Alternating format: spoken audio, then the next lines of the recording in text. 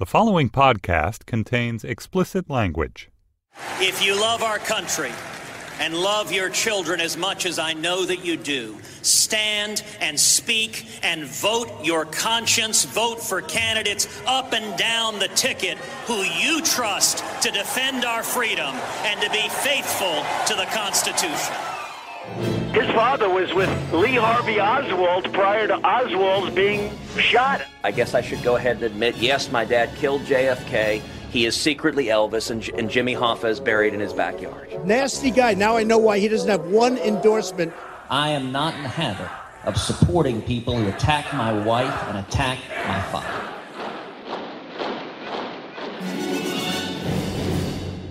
Hello and welcome to Trumpcast, the show about the man who buzzed Ted Cruz's outdoor rally yesterday with his plane, Donald Trump. I'm Jacob Weisberg, coming to you from the floor of the Quicken Arena in Cleveland, where Donald Trump just came out with his daughter Ivanka and said a few words making fun of the media to test the microphone for his speech tonight. So there's a technical term for the kind of convention Republicans are holding here in Cleveland. It's called a shit show. It's been chaotic, disorganized, and not very good entertainment in general. In a minute, I'm going to talk to an old friend and one of my favorite writers, Brian Curtis of The Ringer, who's been watching with a gimlet eye for the last 3 days. But first, let's do the tweets.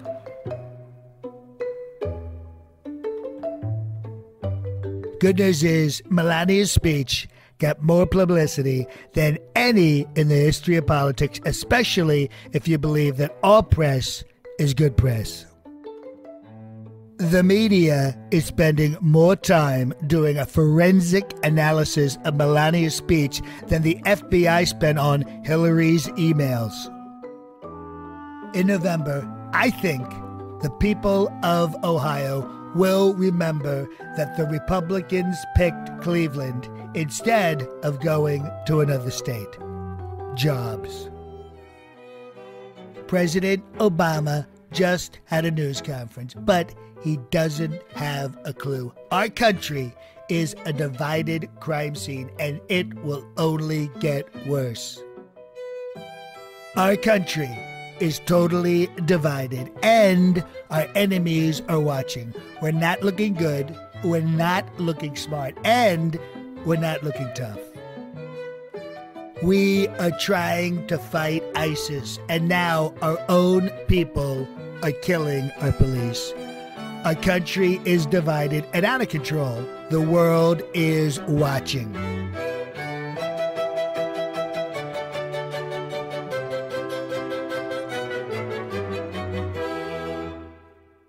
My guest today is Brian Curtis. He's the editor-at-large over at The Ringer, which is the latest venture from Bill Simmons. And he's been writing delightfully from Cleveland. Brian, thank you for joining me on Trumpcast. Thank you, Jake. In the middle of Trump world. Can you still smell the stench of betrayal in the room?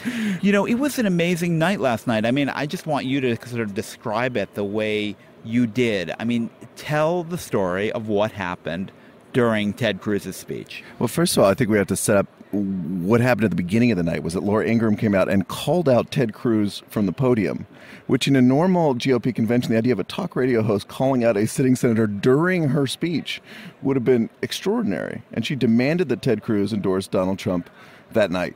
And then ended it with what looked, just to be honest, a lot like a Nazi salute. It really did. It really did. And you could see it you didn't even need to see the TV. You could see it from the floor here. I mean, it was unbelievable. You know, and that's not a gesture people are unaware of. I mean, was she, what kind of trolling was even going on there? I don't know. It's like she started to wave and her hand sort of locked up in the most unfortunate possible, but she held it for like several seconds. But I think that kind of like, everybody here was very well aware of the Cruz non-endorsement so far. Right. But I think that brought it out even more front and center and sort of set up Cruz in this terrible way. So anyway, Ted Cruz comes out to a thunderous ovation. Yeah.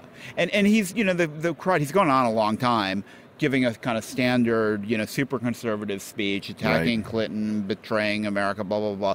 And the crowd seems with him. And then he gets to this line after talking for, about 20 minutes where he says, on Election Day, vote your conscience a down ticket on the ballot. So basically telling people that what they should care about is senators and congressmen and governors and state legislators, and they can do whatever the hell they want, vote for Donald Trump or not. This is something like candidates who believe in freedom, or something like that. It's like incredibly vague. And then he does the most curious thing, which is he stops. Now, this is the moment the whole crowd realizes the endorsement is really not coming. And instead of just plowing ahead with his speech, he stops for, and I looked at the video, 40 seconds. And allows the crowd to start saying, endorse Trump, endorse Trump, endorse Trump, and work themselves in this incredible frenzy. And Cruz is sort of just standing there at the podium smiling, as if he's sort of weirdly lapping up the reaction, or he just realizes it's inevitable, so he's just going with it. What do you think? I mean, I think the standard interpretation I've heard so far is that he's creating videotape for 2020. Right. He wants to be the guy who defied Trump, who stood up to Trump, who braved the room yelling at him because he knew this was bad news for the Republican Party. I think that's right. They found him yesterday. He held a rally yesterday, which is also fairly unusual, right, at the RNC. But he was after quoting, the nominee's already been chosen. Yeah, and he's quoting lines from the movie Patton. Like I'll be on the right side someday when the counting's done. I'll be on the right side. And that should have been a big tip-off. Apparently gave the speech to the Trump people at 6:30, so they knew what was coming. Right. But I think you're right. He was creating this sort of video moment that he's a man of conscience. Ted Cruz does nothing if not tell us repeatedly that he is a man of conscience, right? And yes, and now he has this video, and he's sort of being bathed in booze, which is fairly, again, unprecedented for this kind of convention. And then Donald Trump walks in. Yes. Like just that while Ted Cruz is still trying to finish his speech, being booed, and Donald Trump, there's this combination of applause for Trump and booing for Ted Cruz, and Donald Trump is shouting to the gallery, and it was an amazing moment. I mean, it actually felt like genuine, spontaneous chaos at the convention. Totally. I thought there was a protest or something, because everybody just sort of looked behind us, right? Yeah. They started looking at the VIP section, you thought, oh my gosh, what's happening? Yeah. And it was Trump coming out. Oh, and by the way, the power had gone out. The Jumbotron went dead. Yes. The giant Twitter feed that's been running around, all these giant electronic displays start flickering and then go dead, which is kind of a little frightening because you don't know, has it been hacked or is there an attack going on or, is it just the generators overloaded? Right. And it's almost like I imagine that it was sort of wired to Trump's brain, right? And every time he's blinking in anger at Cruz's speech, the power's going out and flashing back on, and then eventually just goes dead altogether. But yeah, Trump knew that he wasn't going to be, he was going to be effectively humiliated by Cruz at his own convention. And yet he walks out at the moment of truth so that he is facing Cruz, what are we looking at here, 150 feet away, 100 feet away, when it happens. It was the most strangest thing I've ever seen. So who's trolling who? I mean, if Cruz thought he's he's creating some enduring moments for his future political career, did Donald Trump as you say, he knew Cruz was going to make this speech with the non-endorsement. Did he stage a thing? And by the way, there are these people they call whips, who are these sort of gorillas in yellow hats who kind of control the state delegations, and clearly the Trump whips were whipping up the booing for Ted Cruz. Right. So in a lot of ways, what Cruz experienced was a setup by Trump. I think that's right, and the Texans were the only ones that were cheering Cruz and trying to kind of overcome the boos at one point. The trolling question is a really interesting one, because clearly the whole appeal of Trump throughout the campaign has been, I'm not those people, right? But we're now narrowing the pie where he's saying, I'm not Ted Cruz conservatives, right? Which are people he clearly needs to win the election. If nothing else, right, he needs lots and lots, if not every single Ted Cruz voter to win the election, right? There's literally no calculus.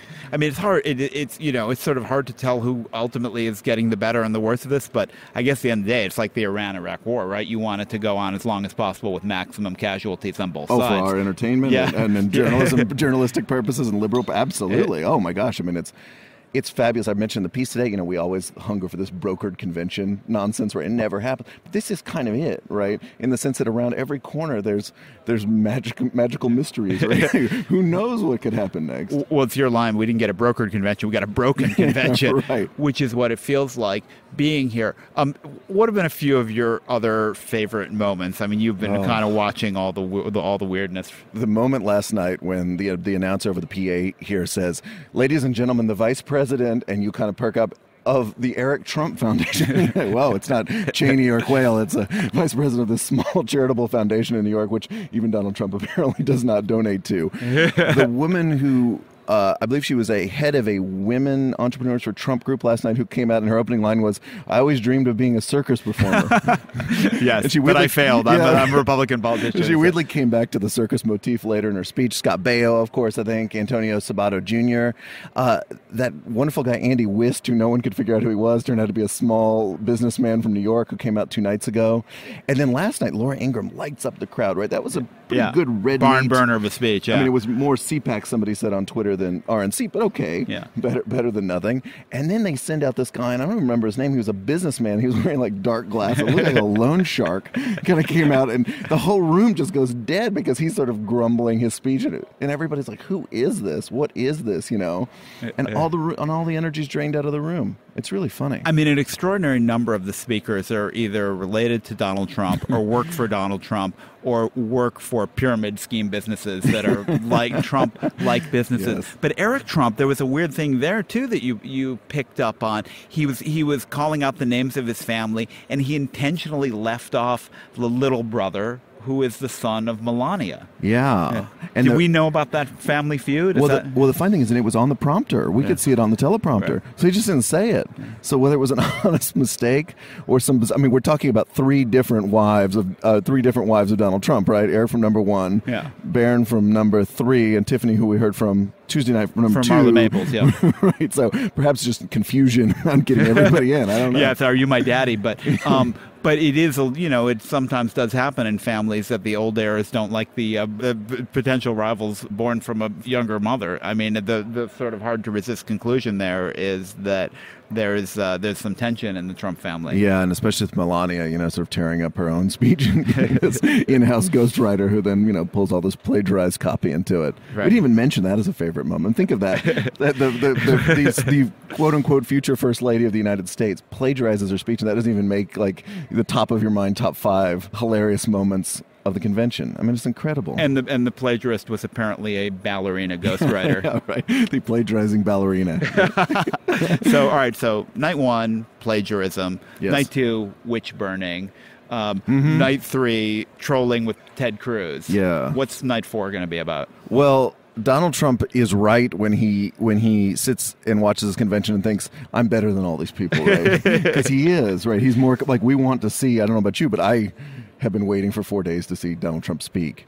I think the most fascinating thing is whether he addresses the Cruz thing in his speech at all, and whether it's indirectly, as Newt Gingrich sort of tried to clumsily clean it up last night and just sort of failed. He weirdly insisted that Cruz had in fact endorsed Donald Trump. He didn't actually mean it when he said vote your conscience and don't vote for Donald Trump. But so I'm looking forward to that. Certainly, Ivanka is tonight, which is fascinating. But I think it's just first of all, will this be the longest speech in convention history for Trump? My eyes will also be on the teleprompter to see how many deviations there were. Yeah. Rudy Giuliani, as far as I could tell, had about 60% of his speech was ad-libbed the other night, especially all the scary parts. Trump could do that. I guess those are my top couple of things tonight. I'm predicting good behavior. I think Trump is kind of Ivanka in particular. I think has got him a little bit under control. His Twitter feed has been much tamer, and I think he'll give a sedate speech for him tonight, and he'll read it more or less as is. But we'll know in a couple hours whether I'm completely wrong or not. Barry Bennett, who's one of Trump's advisors, but sort of a presence around this convention, told me he was only going to attack Hillary for 20 or 30 minutes tonight. I'm not sure if Barry was kidding. Oh, God. Yeah. Well, get a comfortable seat. There you go. All right. Brian Curtis is editor-at-large for The Ringer. Brian, it was great having you on the show. Thanks so much. Thanks, Jake. Trumpcast is produced by Jason DeLeon with an assist from Ayanna Morali in Cleveland. Steve Lichtai is our executive producer. Andy Bowers is our chief content officer. And special thanks, as always, to John DiDomenico, our voice of Donald Trump. I'm Jacob Weisberg. Thanks for listening to Trumpcast.